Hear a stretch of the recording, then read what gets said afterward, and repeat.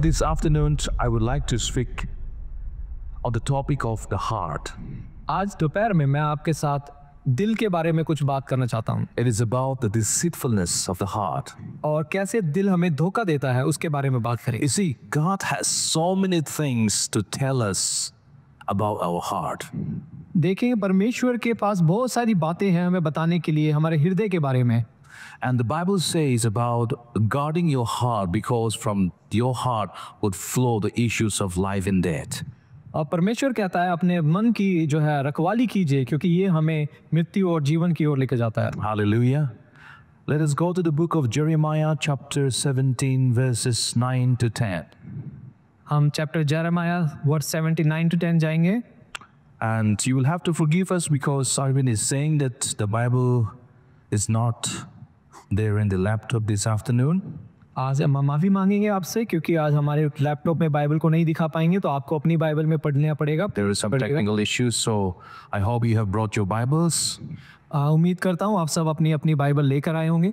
Now the Bible says in the book of Jeremiah 17, 9 and 10, it says the human heart is the most deceitful of all things. और Jeremiah में परमेश्वर ने कहा है कि मनुष्य का हृदय है वो सबसे ज्यादा धोखा देने वाला। But the Lord searches all of the heart and examines your secret motives. और परमेश्वर हमारे हृदय को जांचता है और हमारे जो छुपे हुए रहस्य हैं उनको देखता है। And the Bible also says, I give all people their due rewards according to what their actions. और परमेश्वर का वचन ये भी कहता है कि परमेश्वर हमारे कामों के अनुसार ही हमें उसका फल भी देता है। The Bible is giving us a warning about not being deceitful about your heart. और बाइबल हमें लगातार इस बारे में चेतावनी देती है कि हमें अपने मन के धोखे में नहीं आना चाहिए। We should not be deceived by what we think we are. हमें इससे धोखा नहीं खाना चाहिए जो हम सोचते हैं हम हैं। According to a report by the World Health Organization, और वर्ल्ड हेल्थ ऑर्गेनाइजेशन की एक रिपोर्ट आई थी उसके अनुसार the topmost cause of a person's death is heart disease. उसमें से सबसे ज्यादा मृत्यु का कारण जो है वो हृदय रोग की वजह से होता था। Some people die of heart failure. कोई हृदय जो अपने हार्ट फेलियर की वजह से मर And जाते हैं। all kind of sickness related to the heart. और भी अन्य तरह की जो बीमारियां हैं जो हमारे हृदय से नाता रखती हैं। If any of the organs of your body is affected, you can still survive and you can still live. अगर आपके शरीर का कोई भी एक अंग अगर ना काम करे तो भी आप जीवित रह सकते हैं। But the moment your heart is attacked, the moment your heart stops functioning, you will die. लेकिन जिस वक्त आपका हृदय काम करना बंद कर जाता है उसी वक्त हम मर जाते हैं। Now, not only medically, but also spiritually, the health of your heart is so important. और ये सिर्फ चिकित्सा के रूप में ही नहीं लेकिन आत्मिक रूप में भी हमारे हृदय का मजबूत रहना बहुत And जरूरी this है। afternoon, God is telling us, if any one of us are in a situation of being deceived, then the Bible is reminding us to be careful about that. और बाइबल हमें आज बताना चाहती है कि जो अगर हम में से कोई ऐसा है जो अपने हृदय के द्वारा धोखा खाया हुआ है, बाइबल उसके लिए हम बात करना चाहती है। Amen. That says your heart is deceitful, ये कहता है कि हमारा हृदय धोखा देने वाला है and God would judge us and allocate His blessings based on your heart. और परमेश्वर हमारा न्याय करेगा और हमें आशीष भी देगा हमारे हृदय के अनुसार। It began to open doors for you. It began to allocate blessings for you and His favor for you based on the condition and secret motives of your heart. और जो भी आशीष आपके पास आएंगी, जो भी फेवर परमेश्वर की ओर से आपके पास आएगा, उसका कारण आपका हृदय ही होगा। The Bible says, I look into your heart. और वचन कहता है कि मैं तुम्हारे हृदय में देखता हूँ। While God sent Samuel to select and anoint David to be the king, और जब परमेश्वर ने शमूएल को भेजा कि दाऊद को जाके अभिषेक करे राजा बनने के लिए, Samuel said, men look at the outward, but God looks into the heart. और जो बाकी जो शमूएल था वो उसने बाहर देखा लेकिन परमेश्वर जो है वो मन के अंदर देख रहा था। Even right now, this afternoon, God wants to assure you of how important He gives into the conditions of your heart. और आज के दिन भी परमेश्वर ये कहना चाहता है कि कितना जरूरी है हमारे हृदय का स्थिति को जानना। How important is it to keep our heart pure and holy? कितना जरूरी है कि हम अपने हृदय को पवित्र और पवित्र रखें। Now, nobody can make your heart pure and holy except God Himself. और कोई भी अपने हृदय को पवित्र नहीं रख सकता सिवाय परमेश्वर के। Hallelujah. Now, the question here is, how can we guard our heart? How can we protect our heart? How can we purify our heart? सवाल आज के लिए ये है कि हम अपने हृदय की रक्षा कैसे कर सकते हैं। Now, in the book of James, chapter 1, verses 2 and 4, in the Amplified Version, याकूब की पत्री में हम देखेंगे एक अध्याय में in verses 2 to 4, it says, "Consider it nothing but joy, my brothers and sisters, whenever you fall into various trials. Be assured that the testing of your faith through experience will produce in advance leading to spiritual maturity and inner peace, so that you may be perfect and you might completely developed." हे मेरे भाइयों, जब तुम नाना प्रकार की परीक्षाओं में पड़ो तो पुकारो, पूरे आनंद की बात समझो, यह जानकर कि तुम्हारे विश्वास के परखे जाने से धीरज उत्पन्न होता है, पर धीरज को अपना काम करने दो, ताकि तुम पूरे और सिद्ध हो जाओ और तुम में से किसी बात की घटी ना रहे। The Bible talks about the importance of trials in our life. और बाइबल हमें बताती है कि हमारे जीवन में जो सताव आता है, जो परेशानी आती है, उसका कारण क्या है। And if this afternoon you are going through a situation of trials and difficulties in your life, the Bible is encouraging it can be a matter of great joy for you. अगर आज के समय में भी अगर आप किसी सताव, परेशानी या चुनौतियों से गुजर रहे हैं, तो बाइबल आपको एनकरेज करना चाहते हैं, उत्साहित करना चाहते हैं कि वो आपके साथ रहने के लिए है। God is interested in your process. God is also interested in the goal that you will achieve through the process of trial that you go through. और जो भी चुनौतियों से आप गुजर रहे हैं, परमेश्वर उसमें रुचि रखता है कि वो जाने और आपकी मदद कर सके। So the purpose of trials coming into our life and why it should be great joy is because through trials it helps us to mature. Through trials it helps us to understand and develop a personal, close relationship with God.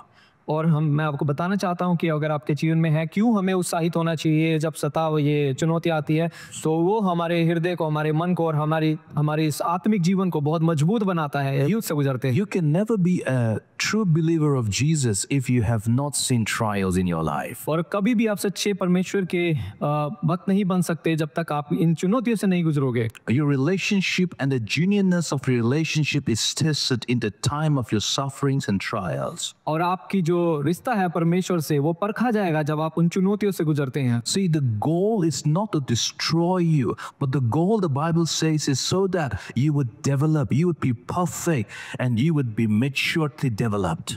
गोल ये नहीं है, उद्देश्य ये नहीं है कि आपको नष्ट कर दिया जाए, पर उद्देश्य ये है कि आपको बनाया जाए, आपको निखारा जाए इस चुनौतियों के द्वारा। So that's the first purpose. The first purpose is the goal is to develop you. तो पहला उद्देश्य ये है कि आपको बनाया जाए, आपको नया किया जाए। Secondly is that you would align yourself to the will of the Heavenly Father. और दूसरा ये है कि ताकि आप परमेश्वर की इच्छा के अनुसार चलने वाले बन सकें। In the book of Joshua chapter 5 verse 14, और यहोशू के अध्याय 5 और उसके 14 वचन में लिखा है, there was a time when Joshua saw an angel of the Lord, a commander of God's army. एक समय था जब यहोशू ने परमेश्वर के जो कमांडर था उनकी आर्मी का, उनको देखा। And Joshua began to ask the commander, whose side are you? और यहोशू ने उस कमांडर से पूछा कि तुम किसकी तरफ हो? And Joshua said, and the angel said, I am on neither side. और कमांडर ने कहा यहोशू से कि मैं किसी की भी तरफ नहीं हूँ। Sometimes we think that God should be on our side. कभी कभी हमें लगता है कि परमेश्वर को हमारी ही ओर होना चाहिए। Maybe he should not be on the sides of an unbeliever. और ऐसा होना चाहिए कि वो सिर्फ हमारे भी साथ रहे, विश्वासियों के साथ कैसे रह सकता है परमेश्वर? He should be with our church. Maybe he should be with a believer like us. He should be with me because I am his child. और क्योंकि वो कलीसिया में होना चाहिए, कलीसिया में आने वाले लोगों के साथ होना चाहिए, वो कैसे अविश्वासी लोगों के साथ हो सकता है? But do you know the Bible reveals to us that God is only on the side of his own will and not on anyone else. और वचन हमें बताता है कि परमेश्वर सिर्फ अपने ही तरफ होता है, वो किसी और की तरफ नहीं जाता है। Because he loves everybody. क्योंकि वो सबसे प्रेम रखता है। It may be also possible that even through an unbeliever, God's purpose and will can be achieved in और life. ये भी हो सकता है कि किसी अविश्वासी के द्वारा भी परमेश्वर अपने कार्य को करवा सकता है। Sometimes you may be thinking, who is this man sitting as my boss and who doesn't believe in God? और आप कभी कभी ये सोच सकते हैं कि ये व्यक्ति कौन है, मेरा जो बॉस है वो अपने आप को क्या समझता है, वो अविश्वासी है। Who is this man who doesn't believe in the existence of the Heavenly Father. ये कैसा इंसान है जो परमेश्वर के होने को ही नहीं मानता है? But maybe he would rather have him as your boss in order to fulfill his purpose in your life rather than to have someone who knows him.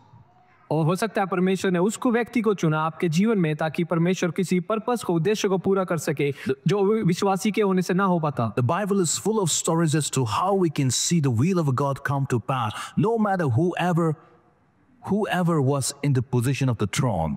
इससे फर्क नहीं पड़ता कौन उस सिंहासन पे बैठा है, परमेश्वर अपनी इच्छा को पूरा करने के लिए कुछ भी करता है। So God's purpose is that He would see His will come to pass and that He would help you to mature and develop in your life. परमेश्वर का उद्देश्य है कि वो अपनी इच्छा को जाहिर करे और उस पे हमें चलाने में मदद करे ताकि हमारे जीवन में जो उद्देश्य हैं वो पूरे हो सकें। So if you are in a situation where you have not tuned your life, where you have not aligned yourself to the will of the Father, it is important that you set yourself right to tune to the will of the Heavenly Father. अगर आप इस समय ऐसी स्थिति में हैं जहाँ पे आप परमेश्वर के साथ अपने आप को नहीं देख पा रहे हैं, परमेश्वर के विरुद्ध पा रहे हैं, तो इस समय है कि हम परमेश्वर की इच्छा के अनुसार फिर से आ जाएं। When you look into the Old Testament, जब आप पुराने नियम में देखते हैं, you see God would punish His own people, the people of Israelites, because they would not align themselves to the will of the Heavenly Father. आप देखेंगे कि परमेश्वर अपने ही लोगों को पनिश करता है, उन पे पीड़ा डालता है ताकि वो परमेश्वर के उद्देश्य में फिर से आ सकें। And also you will see in the Bible where Jesus was praying the Gethsemane prayer. और आप देखेंगे कि यीशु मसीह भी बाइबल के वचन में लिखा है कि यीशु मसीह जब प्रार्थना कर रहा था गेत्सेमनी में, He would pray with tears of or with sweat of blood coming out of his body and said, Lord, my heavenly Father, if it is possible, please take this cup away from me, yet not my will but your will be done. और जब वो प्रार्थना कर रहे थे तो उनके जो स्वेट हो रहा था, पसीना आ रहा था, उसमें खून भी आ रहा था और यीशु मसीह यही प्रार्थना कर रहा था, परमेश्वर मेरी इच्छा पूरी ना हो परंतु तेरी इच्छा पूरी हो। Therefore, in order to purify your heart and for the process of purification to come into your heart, it is important that you align yourself to the will of the Heavenly Father in your life. तो चाहे अगर आपके जीवन के उद्देश्य को पूरा करना चाहते हैं तो हम परमेश्वर चाहता है कि हम पर उसकी इच्छा के अनुसार चलना शुरू करें। Without aligning yourself to the will of God, you will never be able to see your heart being purified. और जब तक आप परमेश्वर की इच्छा के अनुसार नहीं चलेंगे तो आप अपने जीवन में उन उद्देश्यों को पूरा होते हुए नहीं देख पाएंगे। Now in the book of Romans chapter 8 verse 35 in the version of NLT it says, can anything separate us from the love of God? Does it mean He no longer loves us if we have trouble or calamities or are persecuted or hungry or destitute in any danger or threatened with death? Romeo की पत्री 8:35 में लिखा है, कौन हमको मसीह के प्रेम से अलग करेगा? क्या कलेश या संकट या उपद्रव या अकाल या नंगाई या जोखिम या तलवार? Now when you look at this verse carefully, it lists out many things through which we can be separated from the love of God. और आप अगर देख रहे हैं इस वचन को देखेंगे तो आप देख पाएंगे यहाँ पे बहुत सारी चीजें हैं जो हमें परमेश्वर के प्रेम से अलग कर सकती है।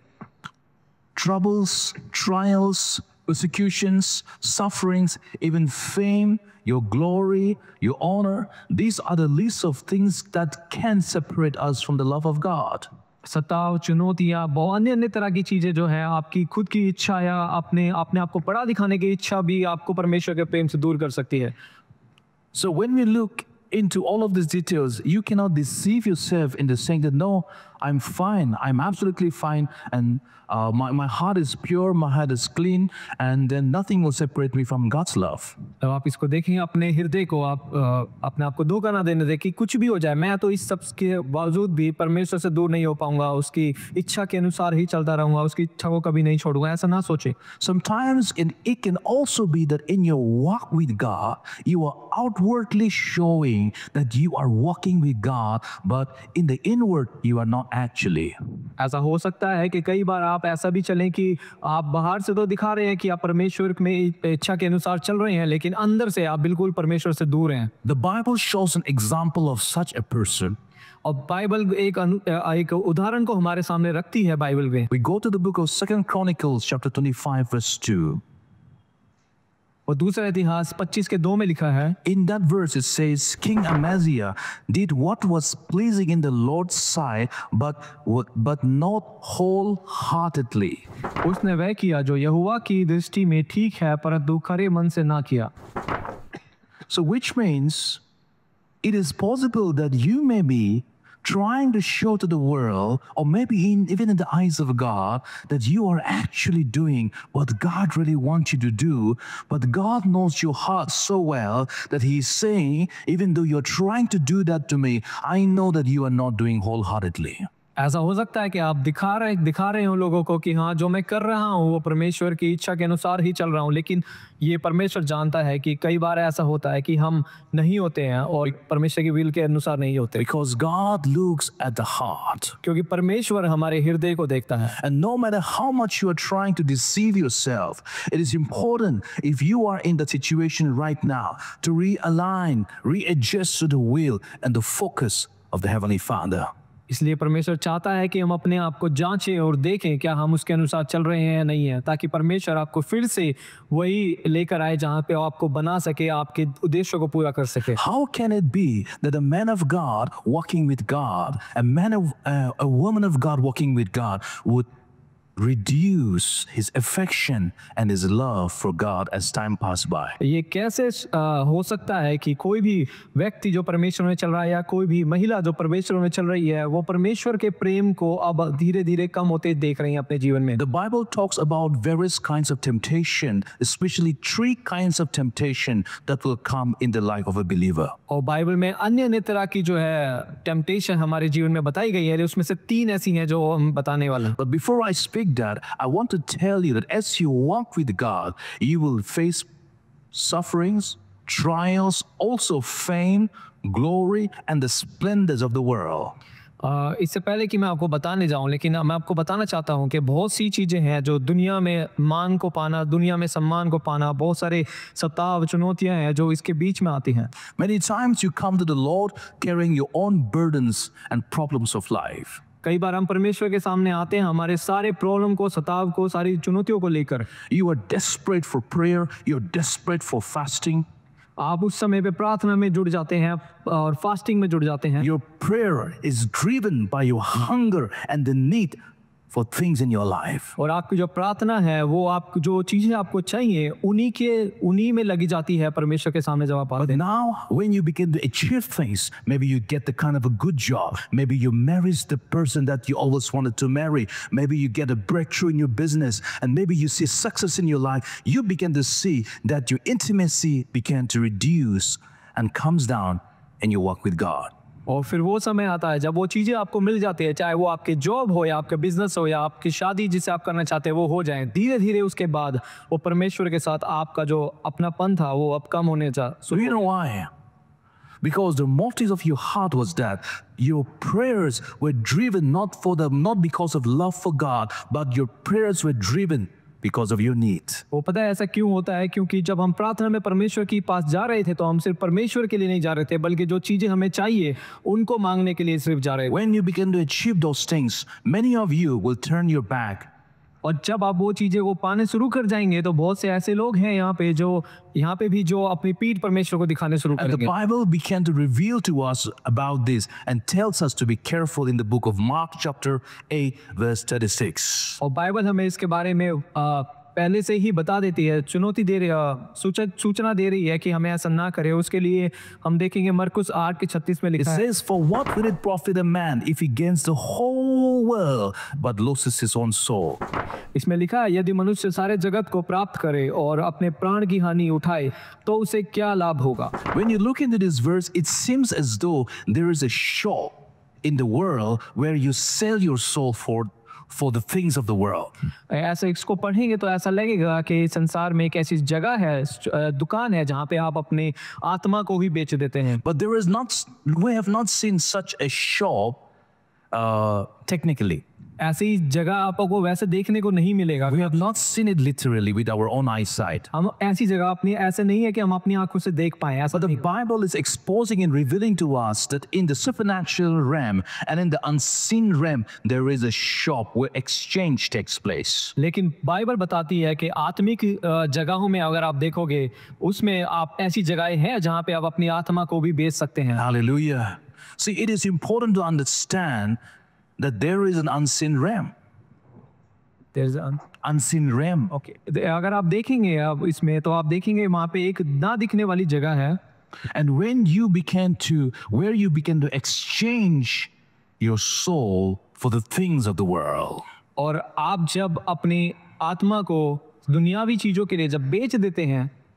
Now, as I said, believers will come across three kinds of temptations in your life, and for which reason you will need to guard your heart. मैंने आपको बताया था कि विश्वासी लोगों के जीवन में 3 तरह की जो है टेम्पटेशन आती है जिसके लिए हमें अपने हृदय को बहुत ही सावधानी से रखना है। The first temptation is seen in the book of Matthew chapter 4 verse 3.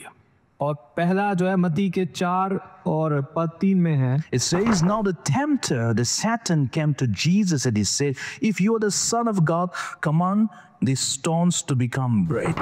उसमें लिखा है कि शैतान यीशु मसीह के पास आया और उसने कहा अगर तू परमेश्वर का पुत्र है तो इस पत्थर को आज्ञा दे वो रोटी बन जाए। Do you know the first level of temptation for a believer is your need? सबसे पहला जो टेम्पटेशन जो हमारे पास चीजें आएंगी वो आएगी हमारी जरूरतों की चीजें। Your food and your bread. आपका खाना और आपकी रोटी। You can also go to the extent to manipulate your mission, manipulate your ministry, manipulate the call of God in order to satisfy the hunger of your needs. ऐसा भी समय आ सकता है जब आप अपनी चीजों को पाने के लिए अपनी भूख को मिटाने के लिए अपनी कॉलिंग को जो परमेश्वर की बुलाहट है उससे कॉम्प्रोमाइज करें उसको छोड़ दें उससे दूर हो जाएं। And if you begin to fall in the test, you will never be able to go to the next level of your promotions in spiritual life. अगर आप उस समय उस परीक्षा में अगर फेल हो जाएंगे तो कभी भी आप उसके आगे आने वाली जो बड़ी आशीषें थी वहां तक नहीं पहुंच पाएंगे। The Satan tells to Jesus, Jesus, if you have the power to turn these stones into bread, if you are the Son of God, then turn this stone to bread. और उसने कहा अगर तू परमेश्वर का पुत्र है तो तू इस पत्थर को रोटी बना दे। It means Jesus had the power. इसका मतलब ये है कि यीशु मसीह के पास वो सामर्थ थी। And we as children of God also have the power to turn the stone into bread. और ऐसे परमेश्वर के पुत्र होने के नाते हमारे पास भी वो सामर्थ है कि हम उस पत्थर को रोटी बना सकें। It means we can use all of our manipulative power. We can use all kinds of means to turn anything into bread and use it to satisfy our hunger. इसका मतलब है कि हमारे पास ऐसी सामर्थ है कि हम लोगों को बहला फुसला के उस चीजों को करवा ले जो हम चाहते हैं वो हमें मिले। You see, the deceitfulness of the devil is he will never come to you when everything is fine in your life. और देखना उसके धोखा देने की उसकी एक कला है कि जब वो आपके पास जब आता है जब आपके जीवन में कोई ना कोई कठिनाई से गुजर रहे हो। He will only come to you when you are hungry, when you are in need of finances, when your children needs to go to school, or you are in need of support. During this time, the devil will show up and say, "I know you are hungry, and I've come to help you." वो तभी आपके पास आएगा जब आप भूखे होंगे, आपको बच्चों के स्कूल की फीस देनी होगी, जब आपके पास कुछ ना कुछ चाहिए होगा, वो आपसे आके कहेगा मैं जानता हूँ तुझे भूख लगी है, मैं जानता हूँ तेरी जरूरत क्या है और ये मैं दे सकता हूँ। Maybe you would need the money in order to pay your rent. और तुम्हें जरूरत है ताकि पैसों की ताकि अपना रेंट दे सको। You need money to eat food. आपको पैसों की जरूरत है ताकि आप खाना खा सको। You are not crazy at this stage to buy a car or buy a home or maybe for investments in big sectors. You are only concerned about the basic need of your life. अभी इस समय आप ये नहीं सोच रहे हैं कि मैं कैसे कार खरीदूं, बड़ा घर खरीदूं या बहुत सारी कंफर्ट की चीजें खरीदूं। इस समय आप चाहते हैं कि कैसे आप अपनी जरूरतों को पूरा कर सकें। And a whole lot of God's people fall in the first gate of the satanic temptation. और बहुत सारे परमेश्वर के जो लोग हैं वो पहले ही गेट पे, पहले ही दरवाजे पे टेम्पटेशन में गिर जाते हैं। Are you one of them? क्या आप उनमें से एक हैं? Would you fall if such kind of temptation comes your way? क्या आप अगर ऐसी कोई परीक्षा आपके पास आए क्या आप उसमें गिर जाएंगे? Now let's look at the second level of temptation. अब हम देख रहे हैं दूसरे लेवल की जो दूसरे स्तर की टेम्पटेशन है। Matthew chapter 4 verse 5 and 6. Matthew मत्ती का 4 उसका 5 और 6।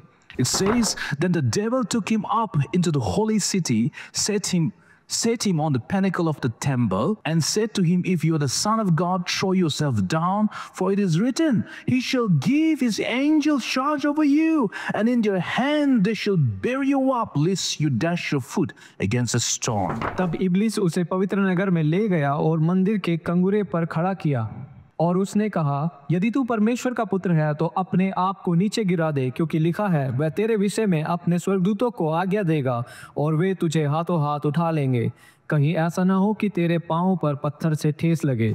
Now, when you are able to pass the first temptation, the second temptation will be to attack your spiritual life. जब आप पहले स्तर की परीक्षा से गुजर जाएंगे तो दूसरे स्तर की परीक्षा में आपके ऊपर अटैक आएगा, आपके आत्मिक जीवन पे। It says to just give up, वो ये कहेगा कि हार मान लो, to fall into temptation और उस हार मान लो उस परीक्षा में गिरने। by looking at the pleasures of the world, by looking at the attractions of the world. जब आप देखेंगे दुनिया में लोगों को कितनी आरामदायक जीवन जी रहे हैं और प्लेजर देखेंगे वो सब चीजें, तो आपको लगेगा आप भी गिव अप करो। And in this stage, with my own eyes, I have seen people turning away from God at this stage. और इस दूसरे स्तर पे मैंने बहुत से लोगों को देखा है हार मानते हुए, परमेश्वर में अपने आप को परमेश्वर से दूर होते हुए। It doesn't care whether you have believed in Jesus, whether you have taken baptism, and you have become a leader in the church. It does not care.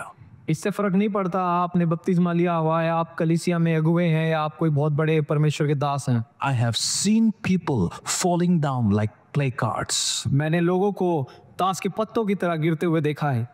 I have seen people turning and going back from where they come from. मैंने लोगों को देखा है जहाँ से वो आए वापस उनको वहीं जाते हुए। Leaders in the ministry. और जो कलीसियाओं के अगुवे हैं वो भी। Some years ago, I was told that a pastor was told to stop preaching in a place and that he would be given a big building in Mumbai and with a Fortuner car and a big building in Mumbai. First night A pastor in some village. एक pastor को एक village में, गांव में pastor थे। The pastor was He was a missionary in a village. एक pastor थे एक गांव में, उनको कहा गया था कि तुम्हें बड़ा घर दिया जाएगा और तुम्हें गाड़ी दी जाएगी फॉर्च्यूनर चलाने के लिए। Do you know Fortuner? आपने फॉर्च्यूनर गाड़ी देखी है? Yeah. So it seems, unfortunately, he agreed that, okay, I will not be going for evangelism, I will not be preaching, I will just settle very happily and I will take a big house and a big car, and then he gave up. तो उन pastor से कुछ और कहा, उनसे कहा गया था कि सब छोड़ दो, तो उन्होंने वो सब कुछ करना छोड़ दिया। उसने कहा कि मैं परमेश्वर का वचन नहीं सुनाऊंगा, मैं किसी कलीसिया में नहीं जाऊंगा। उसने वो सब कुछ ले लिया और वो कंफर्टेबल जिंदगी में चला गया। Well, I've also seen people who have gradually stopped coming to the church. Then they would stop coming for the Bible study. They would gradually stop coming for fellowship. Then gradually they would stop coming for Sunday services, and gradually we would see them no more. और मैंने देखा लोगों को ऐसे धीरे धीरे करके वो जो है पहले बाइबल स्टडी ज्वाइन करना बंद करके या कलीसिया में आना बंद करके या किसी भी जगह तरह से आत्मिक एक्टिविटी में ना भाग लेके, और वो धीरे धीरे वो चले गए। Your heart is deceitful. आपका मन आपको धोखा दे सकता It is so deceitful that it can even deceive its owner. वो इतना धोखा दे सकता है कि वो जो उसका मालिक है, अपने दिल का मालिक है, वो अपने हृदय के मालिक को भी धोखा दे And सकता the Bible says it is the deceitful of all things. है। और बाइबल कहती है कि ये सब चीजों में सबसे ज्यादा धोखा देने वाला एक हृदय होता है हमारा। Now the highest level of temptation comes in the book of Matthew chapter 4 verse 8. और तीसरे स्तर की जो सबसे उच्च स्तर की जो परीक्षा है उसके बारे में बाइबल बताती है। In chapter 4 verse 8 it says, again the devil took him up on an exceedingly high mountain and showed him all the kingdoms of the world and their glory. मत्ती 4:8, फिर इब्लिस उसे एक बहुत ऊंचे पहाड़ पर ले गया और सारे जगत के राज्य और उसका वैभव दिखाकर। And in this verse we see that this is a point where all the glories of the world, all the splendors of the world are being shown at this point. और ये दिखाया गया है, इस जगह पे दिखाया गया है कि पूरे संसार का जो भी अच्छी अच्छी चीजें हैं, संसार की जो संसारिक वस्तुएं हैं, जो चीजें हैं, वो सब यहाँ पे दिखाई गई। It says, why do you even care about it? और तुम इसकी परवाह क्यों करते हो? He said in the previous temptation, just jump from it. And when you jump, nothing is going to happen to you. Do you know, it says if you were a son of God, God is going to send his angels and protect you.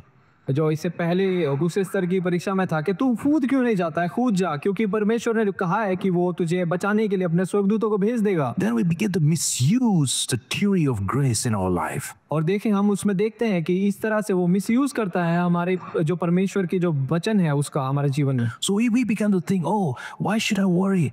Because God is so graceful. Even if I commit sin, even if I commit adultery, even if I'm a thief, I'm a corrupter, God will forgive me and I will start my life fresh again. तो वो सोचता है कि क्या फर्क पड़ेगा, मैं कुछ भी कर दूं, परमेश्वर मुझे माफ कर देगा, मैं उससे माफी मांग लूंगा और परमेश्वर मुझे माफ कर देगा, वो फिर से मुझे स्वीकार कर लेगा। And that is what it means by saying, even if you fall now, the angels will hold you in such a way that your foot will not even touch the ground. इसी उसमें लिखा है कि अगर तू गिर भी जाएगा ऊपर से तो तेरा पैरों को जमीन पे टच होने से पहले तुझे बचा लिया जाए। It doesn't happen that way. पर ये उस तरह से नहीं होता है जैसे The devil will expose you. It will make you naked and shameful in the eyes of thousands and hundreds of people in the world. और जो शैतान है वो आपको एक्सपोज करेगा, वो आपको दुनिया के सामने शर्मनाक स्थिति में ले आएगा। Sin is shameful.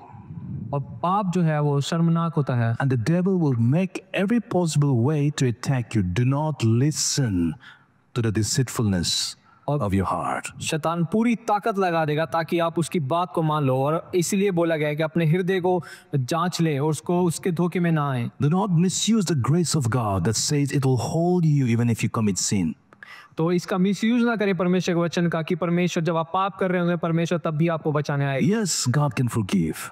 ये सच है कि परमेश्वर हमें माफ करता है। God, there are many chances. और परमेश्वर हमें बहुत सारे मौके देता है। But it will not be until He exposes you, He make you shameful, and He make you lose your face in front of people in the world. पर उससे पहले आपको शर्मनाक स्थिति से होकर गुजरना पड़ेगा, सबके सामने आपको शर्मिंदा होना पड़ेगा, आपके पाप को उजागर कर दिया जाएगा। He will bring you down from the highest place that God has put you in.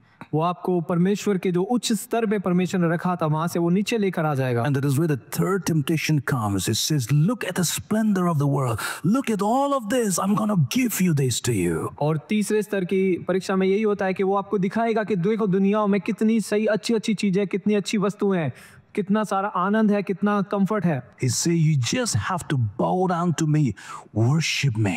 और तुझे सिर्फ मेरे सामने झुकना है, मेरी आराधना करनी है। Look at the guts of this Satan, even telling Jesus, the Son of God, to bow down before him. उसके गट्स को देखिए शैतान के, वो यीशु मसीह को जो परमेश्वर का पुत्र है वो उसे ये कह रहा है कि मेरे पैरों में गिर जा। Look at his courage. और उसके उत्साह उसका देखिए, उसकी हिम्मत को देखिए। Look at the shamefulness with which he's telling the Son of God to bow down before him, worship him, and he will give everything in the world to the Son of God. देखिए उसकी शर्मिंदगी को देखिए, कितना वो बेशर्म है कि वो परमेश्वर के पुत्र को, यीशु मसीह को कह रहा है कि तू मेरे सामने दंडवत कर। You know, the Satan is not after your money. The Satan is not after your church. He's not interested anything in your life. But one thing that he's interested is you would bow down and give your soul to him. शैतान को फर्क नहीं पड़ता आपके पैसों में, वो आपके पैसों में इच्छा नहीं रखता, वो आपके चीजों में नहीं झांकता है। उसको बस एक चीज से फर्क पड़ता है कि हम उसको दंडवत करें और उसके सामने झुकें।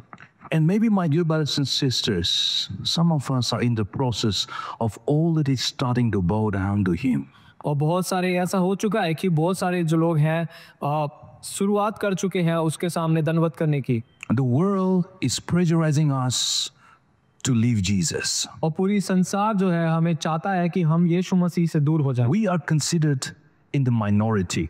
और हम एक कम जो लोग होते हैं उनमें माना जाता है हमें। When you go back home, you meet those people who do not believe in Jesus. जब आप घर जाते हैं तो आप ऐसे लोगों से मिलते हैं जो यीशु मसीह को विश्वास नहीं करते। You cannot marry men and women of God. आप परमेश्वर के पुत्र पुत्री से शादी नहीं कर सकते। You cannot come to the church. आप कलीसिया में नहीं आ सकते। You cannot come for the Bible studies. आप बाइबल स्टडी में नहीं आ सकते। You cannot make friendship with your own on God's people and show to the world that you are friends with them.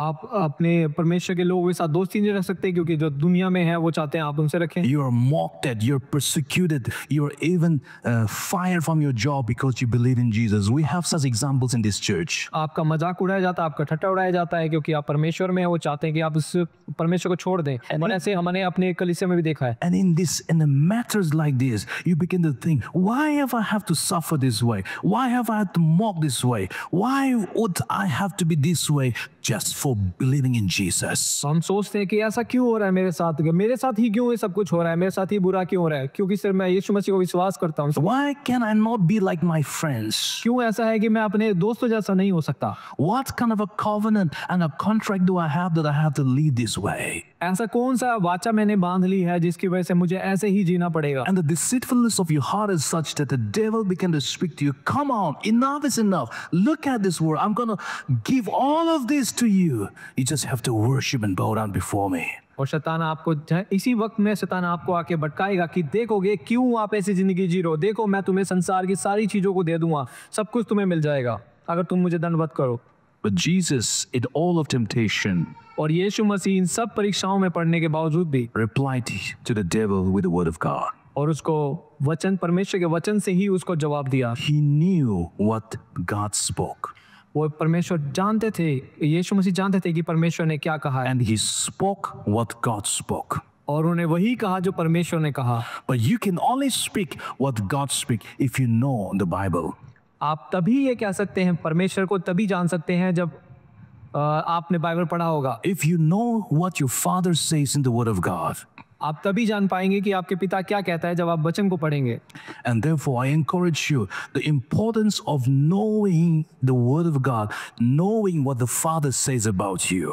और मैं आपको उत्साहित करना चाहता हूं कि आप जानें कि परमेश्वर का वचन आपसे क्या कहता है, परमेश्वर आपसे क्या कहना चाहता है। My dear brothers and sisters, the heart is deceitful of all things. बहनों और भाइयों, मैं बताना चाहता हूं कि जो हमारा हृदय है सबसे ज्यादा धोखा हमारा दिल ही हमें देता है। And the Lord examines and searches your heart. और परमेश्वर हमारे हृदय को जांचता है, उसमें खोजता है। I pray in home to this sermon and to this message. मैं चाहता हूं कि इस सरमन के द्वारा This afternoon you will learn to examine your heart as you stand before Jesus. कि आप जब आप परमेश्वर के सामने खड़े हो, आप अपने मन को जांच सके। मैं चाहता हूं आज ऐसा आप करें।